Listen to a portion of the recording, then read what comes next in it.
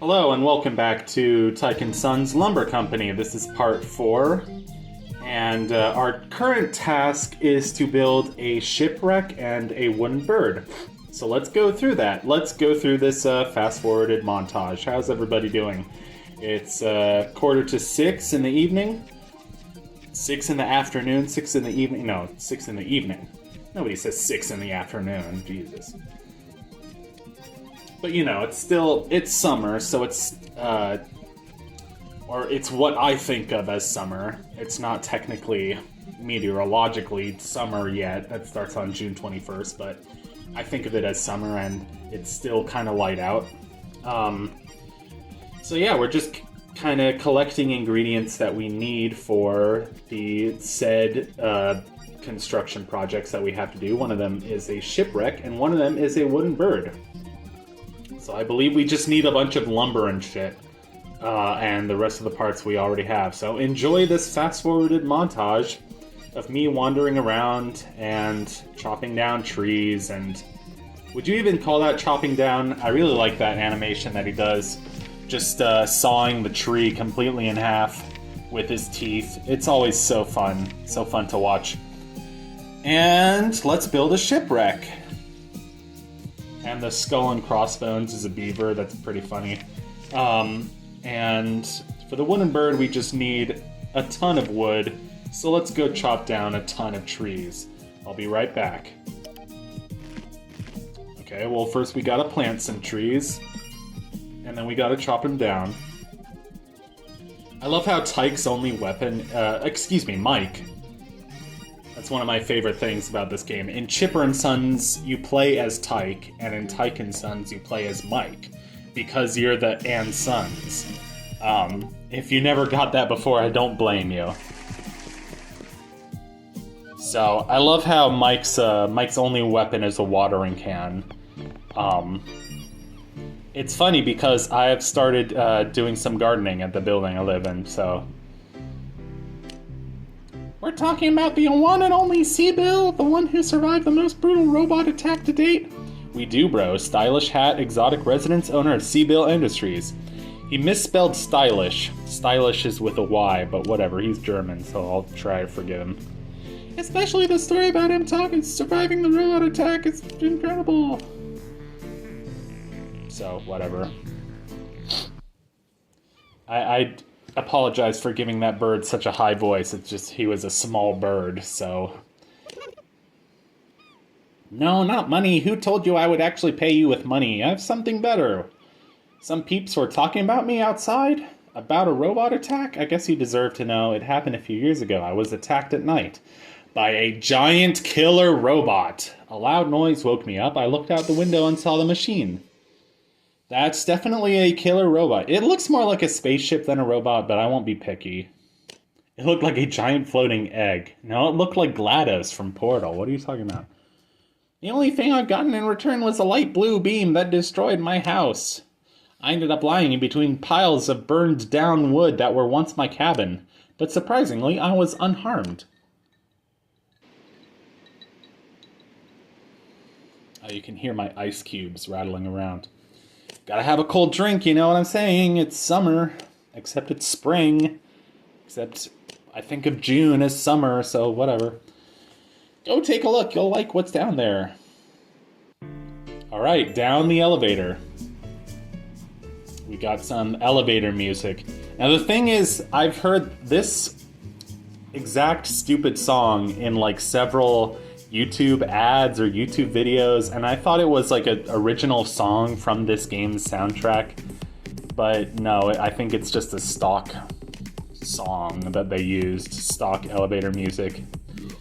The birds in this like underground club dance really fast, but on the recording, I think it's only, I have it only set to 30 FPS, so they look like they're dancing a little bit slower than they are. It takes so long to go up and down the elevator, so I just cut out that part. Here's a back room that says staff only. Not much we can do there. And we can just kind of hang out, and if you're idle for long enough, Mike will start doing this sick dance. Hey, is that the Beaver dance? Rad! Aren't you the son of Tyke Chop, son of the great Chipper Chop? I like how their last name is Chop. You should ask your father if he can lend us a classic Beavery remix. Okay, we'll do that. Heyo, good that you're here. Listen, I need your help again. One of my older robots that I thought was destroyed reactivated himself and now runs amok in the dump. You still owe me one since the coffee incident yesterday. Oh, forget about the coffee. Besides, wasn't that 2 days ago, not yesterday?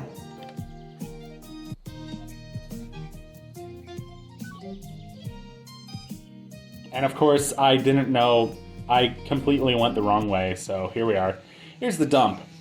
Something happened that really upsets me. I was supposed to get trashed, yet I'm working perfectly fine. I still woke up here in the dump this morning. You animals wanted to trash me. You disgusting, smelly animals. Look at my six-pack. I'm ripped. Ripped. I'm gonna crush you. Yeah. Anime, top 10 anime villain monologues. Just shut up. So that... I like his big, creepy eyes. They're pretty good. Time to suffer, Beaver Boy. Oh, same with this guy. I think his animations are a bit faster. They just... Yeah, apologies that my video is only in 30 FPS. If you want something better, then go look up a major YouTuber doing this game, but... So basically, all you have to do is go up to him, sprinkle the watering can on him till it says 100 water droplet emoji, and then once his eyes turn black or whatever, you saw him in half with your beaver teeth, like that. Make him into lumber. That's it. Not much to say about this. Other than, I enjoy his animation. I enjoy his design. It just kind of looks like a big creepy puppet. And I kind of enjoy bosses that are just big creepy puppets, you know? I don't know.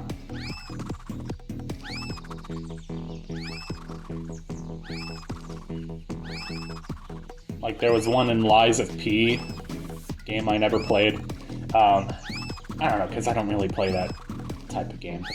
But there's one in like Secret of Evermore, I think, which is a super underrated game. And that's it. We are donezo. There's also a boss called Puppetron, I think, in Desolate Hope. Which I was gonna say that boss looks like a very kind of typical Scott Cawthon-esque design for a boss or for a weirdo side character. So yeah, Mixels did a pretty good job with like kind of emulating the Scott Cawthon style in his character design and enemy design. Also, the Timber Swift joke is so cringy. I'm glad I didn't even... Yeah. Okay, so the next thing we have to do is go underground to the club and with this stupid, Timber Swift record. And of course, oh, the volume's a little quieter. That's okay. I'll fix that while I edit it. Because this was recorded in 2 sessions. Here we are back in the club. Thank you, let's try this out.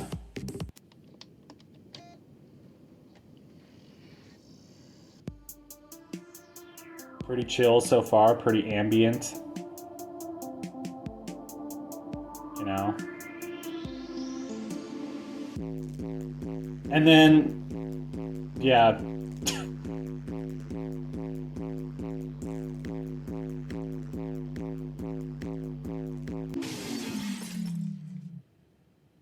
That's kind of funny if you're 12.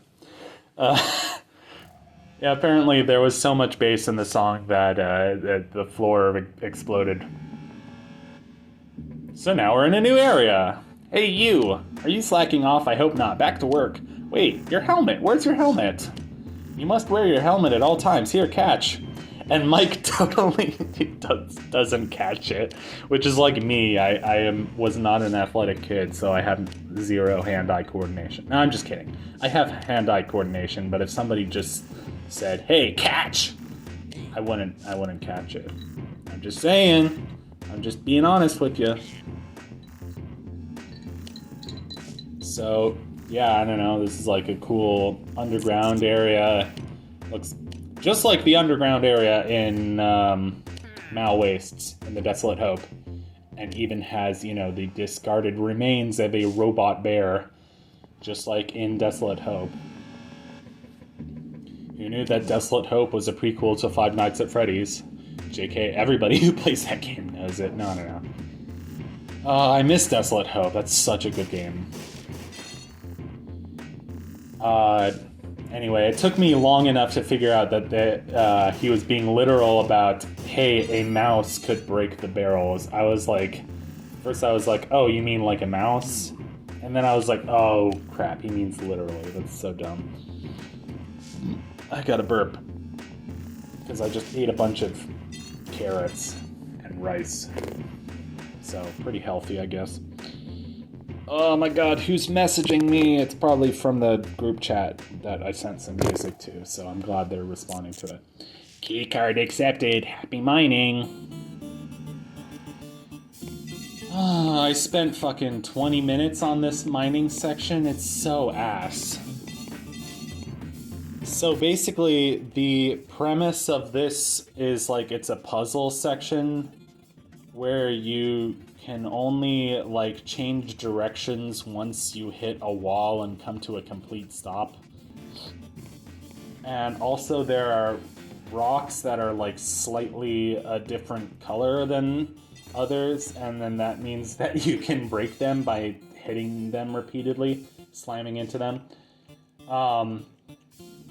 There's so many design sections in this, design choices rather in this section that just make me go, as a game developer, this design choice only serves to bloat gameplay. It serves to make it take longer than it would have normally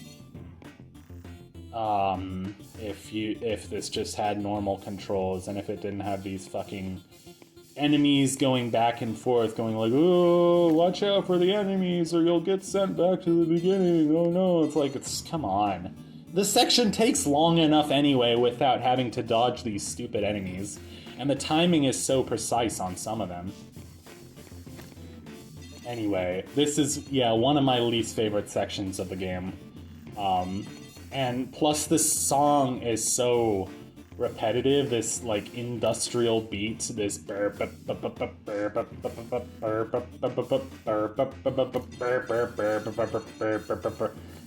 oh my god, do I have to listen to that for 20 minutes while I try to figure out this fucking section? Anyway, I'm done. I think I've got all the swearing out of my system, so the goal here is to collect 200 of these Robo-Rocks. Also, Robo-Rocks is such a stupid name. Oh my god. What do we call a rock that's gonna be used to make a robot? Oh, I just realized that I missed my chance to get those other guys down there. Anyway. There's also some extra items that you can find in here.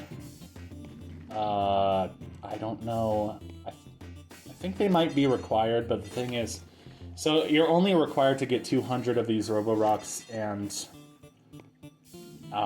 there's more than 200, so you can, miss a few and you won't really be penalized, I don't think. Yeah, if I have to redo this section, I'll cry. But at the same time, this section kind of makes me nostalgic for, a 2010s browser game that I would play in 6th grade. You know what I'm saying? It has that kind of vibe to it, except just more Scott Cawthon-y, with more Scott Cawthon-y graphics. It looks like something out of Desolate Hope, or, or FNAF World or something. like the textures, the rock textures are very Desolate Hope-y. And people probably won't even know what the fuck that means unless they go and play Desolate Hope, which there's no reason not to play the Desolate Hope. That's one of my favorite games of all time, and it's free on Steam, so go play it right now. Dying to these guys because the timing is really stupid on them. Like, I could not figure out for the life of me how to time it to get past these guys without dying, so I just died over and over to the guide that go back and forth. Like, we accept a banana peel and go, we. Yeah, that's a reference.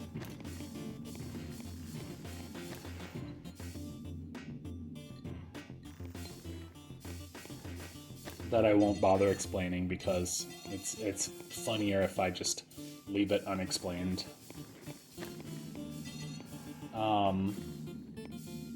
Which kind of reminds me of Bicked Up on a Bus's commentary style. Like, he'll say something very strange and non sequitur, and then he'll be like, that'll be even funnier if I don't explain it. And then you'll just be like, okay, I guess I'll never know what that meant, that was supposed to mean, that could have had, meant. I don't know if he still does stuff like that. When he used to do stuff like that, I thought it was pretty funny. It's kind of like breaking down of verbal syntax, if you will. But yeah, it's kind of crazy to... like, Bicked Up on a Bus became one of my favorite Let's Players in, I would say, late 2014. And it's crazy to finally be playing B3313, which is, you know, one of the most popular Mario 64 hacks of all time, that he was directly involved with the development team of. So, and when I say directly, I guess directly is a bit of a stretch. Like, he helped create the official map for that game, and he was sort of a level consultant, but not one of, like, the major developers on the game. But he still played a role behind the scenes in the development, which I just think is so fucking cool. Like, it's, you never imagine that you're going to be playing a game that was developed by one of your favorite Let's Players, and then, you know, it happens. Like, kind of when John O'Chrome went mainstream with One Night at Flumpty's, sort of mainstream. That was, like, a good 4 or 5 years after I was already a fan of his Let's Play channel. So I was a fan of his Let's Play channel since, like, late 2012 or even mid 2012. So, I don't know. I would say like late 2012 or late 2013. Yeah, mid to late 2013. I don't know why I split hairs so much over dates. Anyway, that was kind of before the whole John O'Chrome controversy happened.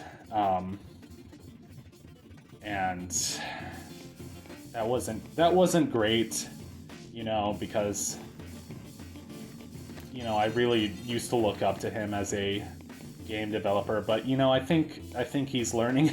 I think he's learning from his mistakes, and he posted a video just about kind of growing up a bit and taking accountability for his mistakes. And it was a really heartfelt video, and I liked it because, honestly, a lot of the things he said about his childhood resonated with me, because I had sort of a difficult childhood. So I didn't grow up in, like, you know, a broken home or anything, but I had some emotional and social issues as a child that just kind of continued manifesting in different ways throughout my life. So it's just really, I don't know, it hits different when to hear somebody talking about this same kind of experience. I don't know what this guy is supposed to be, like a giant fly, or like a giant, like, World War I gas mask. They're very strange looking things. And they make me sad. No, they make me sad. Be trash. Remember when I made that one joke in that one video? I was like, they're trash. And I thought that was like the peak of humor. Yeah, that was like, what, 2017? I was like, saying trash is the pinnacle of humor. Alright, so we're almost at the end of the video here, so what deep, profound thing do I say in the last 20 seconds? Eat more calzones and brush your teeth with oil. Bye.